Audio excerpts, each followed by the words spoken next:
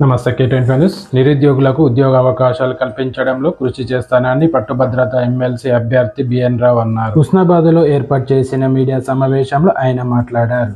దేశంలో ఉన్న 3 రంగాలలో అత్యధికంగా ఉపాధి అవకాశాలు కల్పిస్తున్న సేవా రంగంపై బడ్జెట్లో అధిక నిధులు కేటాయించాల్సి ఉందన్నారు. నిరుద్యోగ సమస్యలు పరిష్కరించడంలో ప్రభుత్వాలు శ్రద్ధ చూపటం లేదన్నారు. ప్రధానంగా విద్యారంగంలో లోపం ఉందని, విద్యార్థులకు ఉద్యోగాలకు సిద్ధం చేసే సిలబస్ లేదన్నారు.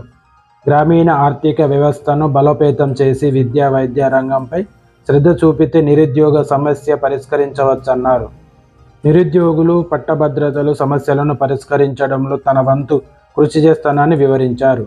ఎమ్మెల్సీ అభ్యర్థిగా పోటీ చేస్తున్న తనను నిరుద్యోగ పట్టుభద్ర గెలిపించాలని కోరారు. దేశం అభివృద్ధి చెందాలి.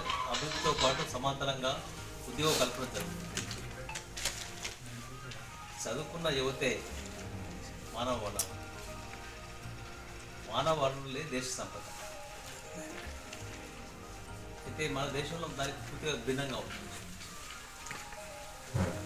మన రాష్ట్రంలో ప్రతి సంవత్సరము సుమారు 3 లక్షల మంది పట్టభద్రులు అవుతారు. అప్రాక్సిమేట్లీ ప్రస్తుతానికి మొత్తం రాష్ట్రంలో సుమారు 17-18 మంది లక్షల పట్టభద్రులు గ్రామీణ పట్టణ జీవన విధానము, ఆర్థిక అసమానత కూడా ఒక కారణం.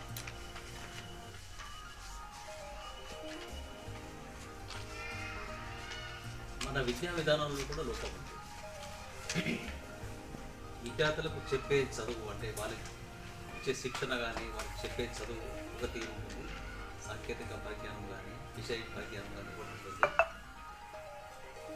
ఉద్యోగాలకు అవసరమైన శిక్షణ కానీ